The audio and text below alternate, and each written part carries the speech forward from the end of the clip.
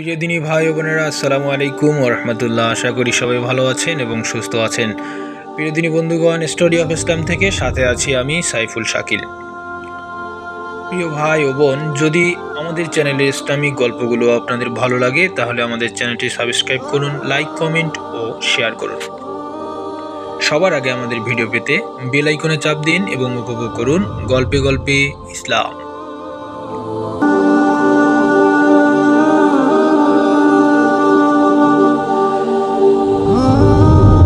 একদা রাতের খানা পিনা শেষ করে শাহী মহলে ফেরাউন ঘুমিয়ে পড়েছে। চারদিকে নীরব, নিস্তব্ধ, গভীর রাতের অন্ধকার ছেয়ে গেছে চারদিকে। হযরত আসিয়া রাদিয়াল্লাহু আনহা এই সুবর্ণ সুযোগে সাবধানে চলে গেলেন মহান আল্লাহ রাব্বুল আলামিনের ইবাদতের জন্য। অনেকক্ষণ যাবৎ তিনি একাগ্র চিত্তে মহান আল্লাহ রাব্বুল আলামিনের ইবাদত করলেন। অতঃপর দুই হাত তুলে মহান প্রভুর দরবারে দোয়া করলেন, হে মহান প্রভু আল্লাহ তাআলা, ভূমণ্ডল ও নভমণ্ডলের সবকিছু তোমার ইচ্ছায় পরিচালিত হচ্ছে। তোমার একচ্ছত্র অধিকারের মধ্যে কারো কোনো কর্তৃত্ব নেই। হে দয়ালু রব্বুল আলামিন, আমার প্রাণের স্বামীকে তুমি হেদায়েত দান করো। তিনি অবুঝের মতো নিজেকে আল্লাহ বলে দাবি করেছেন আর অহংকারের সাথে তার অবাধ্যদের উপরে অত্যাচার চালিয়ে যাচ্ছেন। হে মাবুদ, তুমি তার দিলকে সাফ করে দাও এবং তার মধ্যে বুঝ পয়দা করে দাও, তার ভুলকে ভেঙে দাও। হে রব্বুল আলামিন, আমার স্বামী নির্বোধ ও বোকা। তুমি তাকে এমন জ্ঞান দান করো যেন সেই জ্ঞানের বদৌলতে সে তার ত্রুটিগুলো উপলব্ধি করতে পারে। আমরা তোমারই সৃষ্টি, তুমি আমাদেরকে ক্ষমা করে দাও। আমাদের সকলকে তোমার প্রদর্শিত পথে চলার তৌফিক দাও। হে দয়াময়, মেহেরবানি করে আমার এই গভীর রাতের ফরিয়াদ তুমি কবুল করো। এভাবে হযরত আসিয়া রাদিয়াল্লাহু আনহা গুনগুন করে নিজের জন্য, নিজের স্বামীর জন্য এবং দুনিয়ার সকল মানুষের কল্যাণের জন্য অনেকক্ষণ যাবৎ আল্লাহ রাব্বুল আলামিনের দরবারে রানাজারি সহকারে প্রার্থনা জানাচ্ছিলেন। কিন্তু হঠাৎ তার এই করুণার কান্নার আওয়াজ ফেরাউনের কানে চলে গেল আর তৎক্ষণাৎ সে জাগ্রত হয়ে উঠল এবং সে হযরত আসিয়া রাদিয়াল্লাহু আনহার ফরিয়াদের কিছু কথাও শুনে ফেলল। হযরত আসিয়া রাদিয়াল্লাহু আনহার এই ইবাদত বন্দেগী ও আল্লাহর কাছে ফরিয়াদ দেখে ফেরাউন রাগান্বিত হয়ে উঠল এবং সে হযরত আসিয়াকে বলল, হে আসিয়া, তুমি সীমা অতিক্রম করেছ। তুমি আমার স্ত্রী, আমার ঘরে বাস করো, আমার খানাপিনা খাও, আর তুমি আমার ইবাদত না করে আমার ঘরে বসে অন্য খোদার ইবাদত করছো।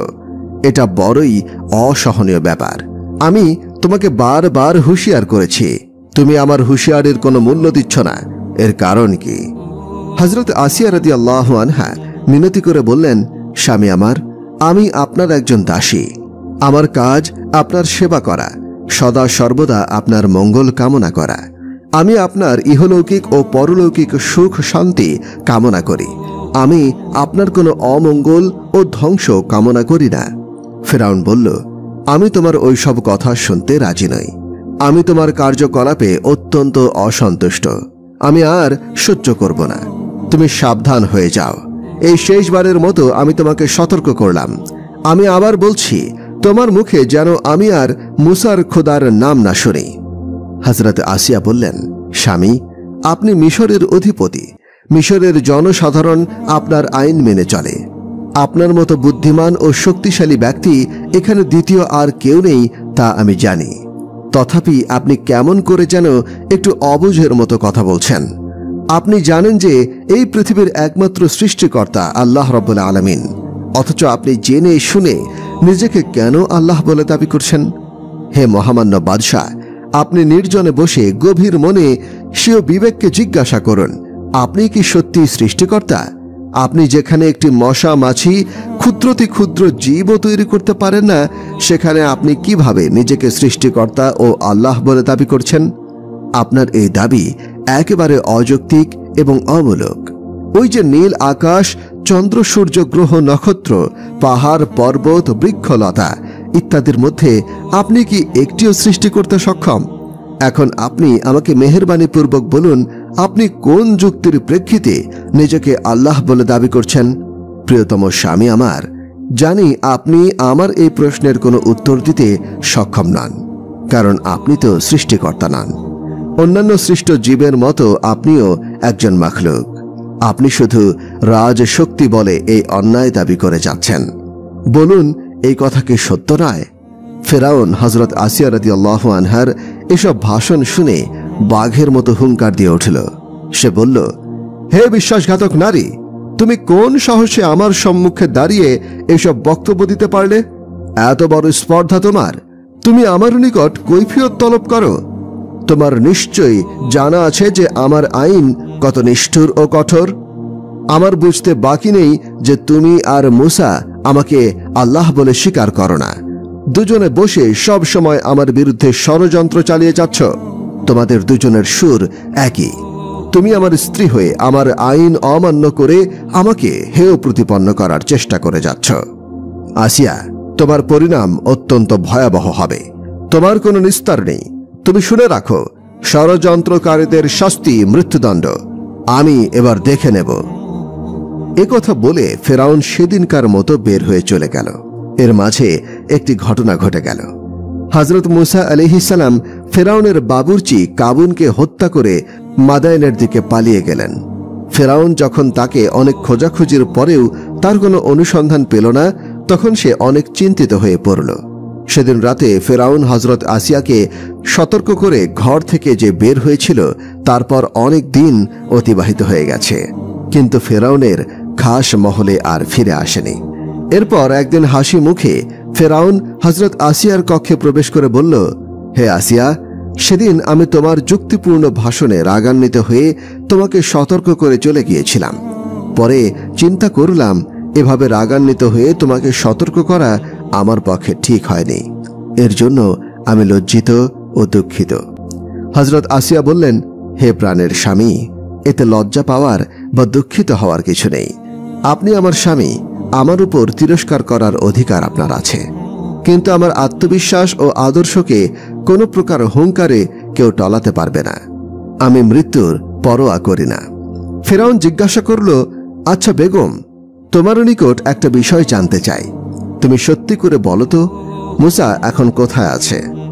হযরত আসিয়া বললেন, কই, আমি জানি না তো। কেন, মূসার কি কোনো বিপদ হয়েছে? ফেরাউন বলল, না না, আমার দ্বারা বা আমার সৈন্যদের দ্বারা তার কোনো বিপদ হয়নি। তবে মূসা এখন নিখোঁজ। তাকে দেশের কোথাও খুঁজে পাওয়া যাচ্ছে না। হযরত আসিয়া বললেন, দেখুন, মূসা এখন পূর্ণবয়স্ক ও যুবক, আর তার যথেষ্ট জ্ঞান বুদ্ধি রয়েছে। কোন কাজ ভালো আর কোন কাজ মন্দ সে ভালোভাবেই জানে। সে জানে আমাকে বলে যাওয়া মানে আপনাকে বলে যাওয়া। ফেরাউন বলল, আমাকে বললে কি আমি তাকে হত্যা করতাম? হযরত আসিয়া বলল, দেখুন, হত্যা করতেন কিনা তা আপনি ভালো জানেন।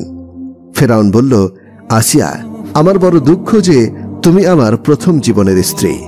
আজ আমরা দীর্ঘদিন যাবৎ স্বামী স্ত্রী হিসেবে বসবাস করে আসছি, কিন্তু আমার দুঃখ এখানেই, মিশরের সকলে আমাকে আল্লাহ বলে স্বীকার করে নিয়েছে, কিন্তু তুমি আমাকে এখনো আল্লাহ বলে স্বীকার করলে না। আমি ফেরাউন, আমাকে সকল অন্যায় ও অত্যাচারের বিচার করতে হয়।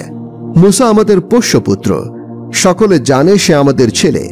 এখন দেখো, সে কয়েকদিন আগে আমার বাবুর্চি কাবুনকে হত্যা করে পালিয়ে গিয়েছে। আমি যদি তার বিচার না করি, তাহলে জনগণ আমার সম্বন্ধে কি চিন্তা করবে?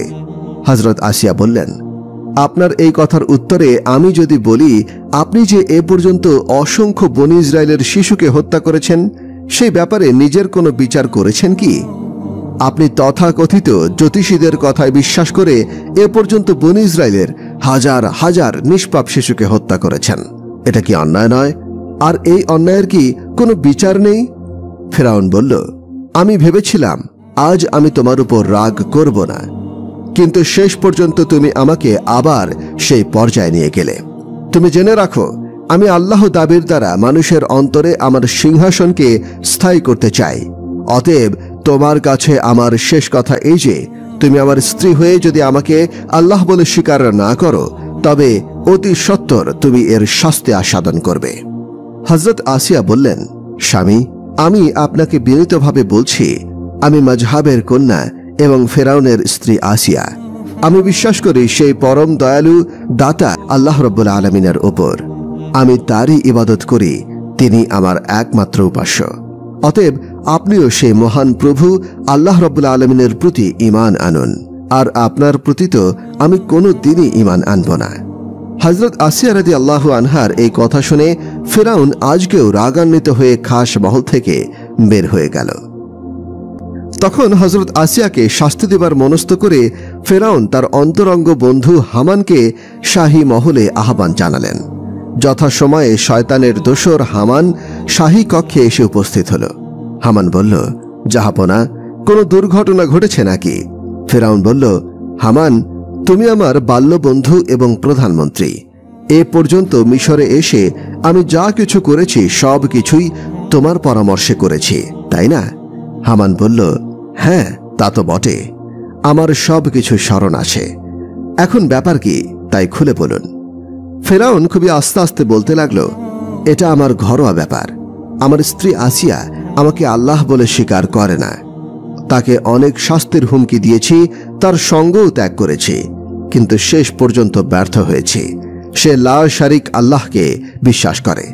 আমার অজান্তে গভীর রাতে আল্লাহর দরবারে প্রার্থনা জানায়, তার কাছে রানা জারি করে আর বিড়বিড় করে কি যেন বলে।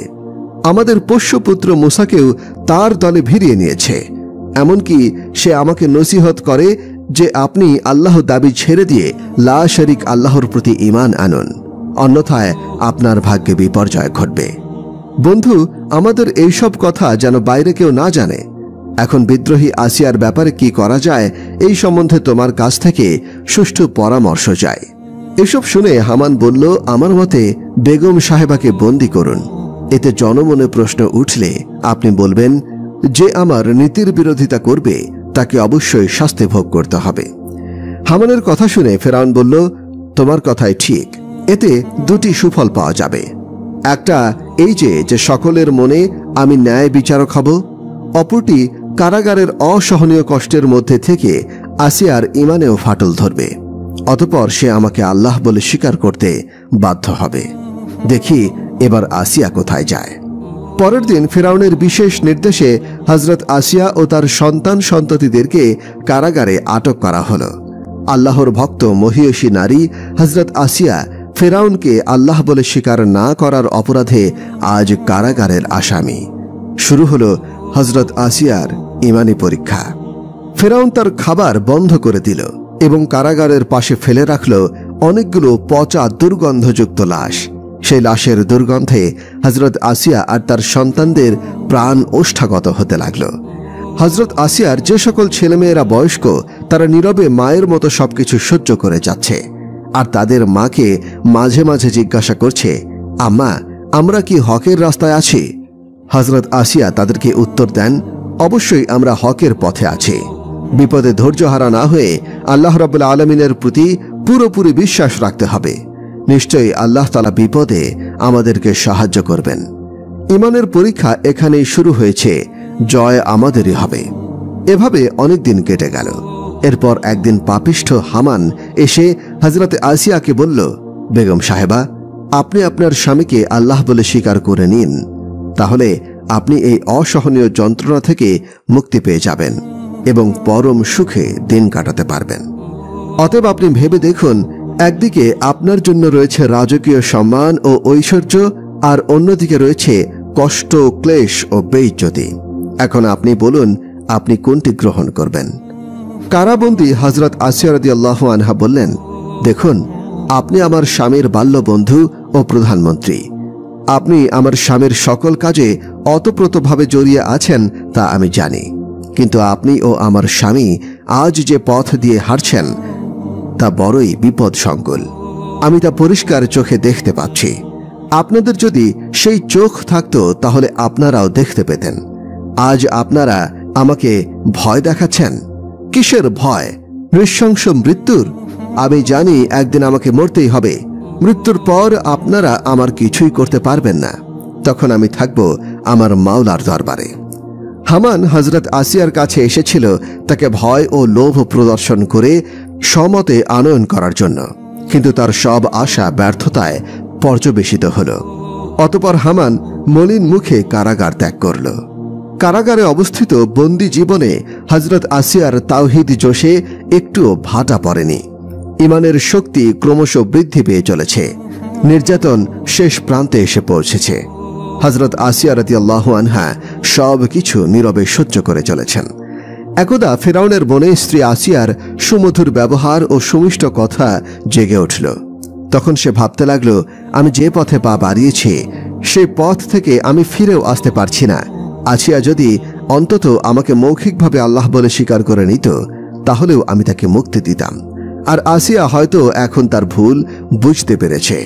এই ভেবে ফেরাউন একদিন তার বন্ধু হামানকে নিয়ে কারাগারের অভিমুখে রওনা করল। কারাগারে এসে হামান হযরত আসিয়াকে লক্ষ্য করে বলল, বেগম সাহেবা, আপনার স্বামী ফেরাউন আপনাকে ভালোবাসেন, কিন্তু আপনি আপনার স্বামী মহামান্য ফেরাউনের আদর্শ ও নীতিকে গ্রহণ করছেন না। সে ব্যাপারে আপনাকে বহুবার নানা যুক্তির মাধ্যমে আপনার দৃষ্টি আকর্ষণ করা হয়েছে। শেষ পর্যন্ত আপনার স্বামী ক্ষিপ্ত হয়ে ন্যায় নীতি রক্ষার খাতিরে আপনাকে ও আপনার ছেলে মেয়েদেরকে কারাগারে নিক্ষেপ করেছে। তথাপিও আপনার স্বামী আপনার কথা এখনো ভুলতে পারেননি। আপনি বিনে তার আহার, নিদ্রা, সুখ, শান্তি সব কিছু যেন বিদায় নিয়েছে। অতএব আপনার স্বামী এখানে এসেছেন, তিনি আপনার সাথে কিছু কথা বলতে চান। এরপর হযরত আসিয়া ফিরআউনকে লক্ষ্য করে বলল যে, হে আমার স্বামী, আমার কুশল বার্তা। যে স্বামীর ক্ষমতার গর্বে গর্বিত হয়ে আল্লাহর আসনে বসতে চান, স্বার্থ সিদ্ধির জন্য যে স্বামী আপন স্ত্রী ও সন্তানদেরকে কারাগারের অসহনীয় কষ্টের মধ্যে নিক্ষেপ করে, সে এই পরিত্যক্ত স্ত্রী ও ছেলে মেয়েদের খোঁজ খবর নিতে এসেছে। এটা কি অভিনয় নাকি প্রহসন? তার এ অধিকার নেই। তবুও আমি খুশি যে সে দয়া করে আমাদের খোঁজ খবর নিতে এসেছে। অতঃপর ফেরাউন হযরত আসিয়াকে বলল, আসিয়া, তুমি আমার প্রথম জীবনের স্ত্রী। তোমাকে নিয়ে শুরু হয়েছে আমার এই সংসার। আমি তোমাকে কত ভালোবাসি তা তুমি অবশ্যই জানো। এতটা সত্ত্বেও তোমাকে কেন কারাগারে প্রেরণ করেছি তাও তুমি জানো। তাছাড়া আমার সামনে আর কোনো বিকল্প পথ ছিল না। আমি তোমাকে শেষবারের মতো বলছি, তুমি আমাকে অন্তত মৌখিকভাবে আল্লাহ বলে স্বীকার করে নাও, তাহলে আমি তোমাকে এখান থেকে মুক্তি দান করব। ফেরাউনের এসব কথা শুনে হযরত আসিয়া রাদিয়াল্লাহু আনহার ইমানের জোশে ধাক্কা মেরে উঠল। তিনি নির্ভীক চিত্তে বললেন, দেখুন, আপনি ফেরাউন হতে পারেন, কিন্তু আল্লাহ হতে পারেন না। আপনি অন্যান্য মানুষের মতো একজন সৃষ্ট জীব। আপনার পিতামাতা আছে, আপনার আহার নিদ্রা আছে। আপনাকে দেশের কিছু অজ্ঞ মূর্খ লোক আল্লাহ বলতে পারে, কিন্তু আমি আল্লাহ বলে স্বীকার করতে পারি না, প্রাণ গেলেও না। আমি আবার বলছি, এসব মিথ্যা দাবি ছেড়ে দিয়ে একবার বলুন, লা ইলাহা ইল্লাল্লাহ। আমি খুশি হয়ে যাব। আর তা যদি না বলেন, তাহলে মনে রাখবেন আপনার জন্য পরকালের কঠোর শাস্তি অপেক্ষমান। হযরত আসিয়ার এসব কথা শুনে ফেরাউন প্রধানমন্ত্রীকে বলল, হামান, এ আমাদের কথা রাখবে না। এটাই আমাদের শেষ প্রচেষ্টা ছিল। তুমি ঘোষণা করে দাও, আগামীকাল প্রকাশ্য স্থানে এই বিশ্বাসঘাতক নারীর শাস্তি প্রদান করা হবে, আর সেই বিচার হবে কঠিন। মিশরবাসী দেখবে ফেরাউনকে আল্লাহ বলে স্বীকার না করার পরিণাম কতটা ভয়াবহ হয়। ফেরাউনের ঘোষণা শুনে হযরত আসিয়া রাদিয়াল্লাহু আনহা বুঝতে পারলেন আগামীকাল তার জীবন প্রদীপ নিভে যাবে। তাই তিনি সেজন্য প্রস্তুত হতে লাগলেন। রাত পোহালে ভোর হল আজ বিচারের দিন। আজ প্রকাশ্য ময়দানে ফেরাউনের মহামান্য বেগম, তাওহীদে বিশ্বাসী হযরত আসিয়া রাদিয়াল্লাহু আনহা ও তার সন্তানদের ভয়াবহ বিচারের দিন। বিচার দেখার জন্য শহরের আবাল বৃদ্ধ বনিতা সকলেই এসে উপস্থিত হয়েছে। বন্দিনী বেশে হযরত আসিয়া ও তার সন্তানদেরকে ময়দানে হাজির করা হল। যথাসময়ে ফেরাউন ও তার সভাসদবর্গ উপস্থিত হলেন। ভাব গাম্ভীর্য পরিবেশ চারদিকে নীরবতায় ছেয়ে গেছে। সকলে উৎসুক হয়ে তাকিয়ে আছে ফেরাউনের দিকে। সে কি নির্দেশ দেয়? শেষবারের মতো বন্দিনী আসিয়া রাদিয়াল্লাহু আনহার কাছে ফেরাউন বলল, আসিয়া, এখনো সময় আছে। শেষবারের মতো বলছি, আমাকে আল্লাহ বলে স্বীকার করবে কিনা? আসিয়া বললেন, আমি সর্বশক্তিমান মহান সৃষ্টিকর্তা এক আল্লাহর অস্তিত্বে বিশ্বাস করি। আর আপনাকেও শেষবারের মতো বলছি, আপনিও আমার আল্লাহকে স্বীকার করে নিন। ফেরাউন বলল, আসিয়া, তুমি কার সম্মুখে দাঁড়িয়ে কথা বলছো? তুমি কি জানো আমি কে? হযরত আসিয়া বললেন, আমি জানি। আপনি ও আমি লা শারিক আল্লাহর দাস। ফেরাউন বলল, আসিয়া, তুমি এখনো আমাকে আল্লাহ বলে স্বীকার করে নাও, তাহলে তুমি মুক্তি পেয়ে যাবে, অন্যথায় তোমার মৃত্যু অনিবার্য।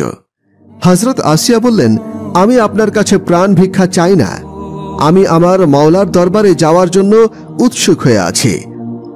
হযরত আসিয়ার এসব কথা শুনে ফেরাউন অত্যন্ত ক্রোধান্বিত হয়ে জল্লাদকে হুকুম দিল, জল্লাদ, এই অবাধ্য নারীকে নৃশংসভাবে হত্যা করার ব্যবস্থা করো, একে হত্যা করে আমি শিয়াল কুকুর দিয়ে খাওয়াবো। অতঃপর হযরত আসিয়া রাদিয়াল্লাহু আনহা আল্লাহ তাআলাকে স্মরণ করলেন এবং তার কাছে ক্ষমা ভিক্ষা চাইলেন। ফেরাউন বলল, তোমরা কড়াইয়ের মধ্যে তেল গরম করো। সাথে সাথে ফেরাউনের নির্দেশ পালন করা হলো। কড়াইয়ের মধ্যে তেল গরম করতে শুরু করা হলো। তেল টকবক করে ফুটছে। উত্তপ্ত গরম তেল দেখে হযরত আসিয়া রাদিয়াল্লাহু আনহার সন্তানেরা বলল, আম্মা গো, আমাদের কি ওই গরম তেলের মধ্যে ফেলে মারা হবে? তার জন্য কি সেই গরম তেল করা হচ্ছে? হযরত আসিয়া উত্তর দিলেন, ভয় কি বাবা, আমরা তো আল্লাহ রাব্বুল আলামিনের প্রতি বিশ্বাস করেছি, আমরা তার কাছে চলে যাব। এই দেখো বাবা, ফেরেশতারা বেহেশতের বাগিচায় আমাদেরকে হাতছানি দিয়ে ডাকছে। অতঃপর ফেরাউন হযরত আসিয়াকে লক্ষ্য করে বলল, আসিয়া, এখনো যদি আমাকে আল্লাহ বলে স্বীকার না করো, তাহলে ওই ফুটন্ত তেলের মধ্যেই তোমার সকল ছেলে মেয়েদেরকে নিক্ষেপ করব। হযরত আসিয়া বললেন, হে ফেরাউন, আমরা মৃত্যুর ভয় করি না, আমরা আমাদের মাওলার দরবারে যেতে চাই। এই কথা শুনে ফেরাউন অত্যন্ত রাগান্বিত হয়ে গেল। আবার সে জল্লাদকে হুকুম দিল, জল্লাদ, এই হতভাগিনীর সন্তানদেরকে তার সম্মুখে তেলের মধ্যে নিক্ষেপ করো।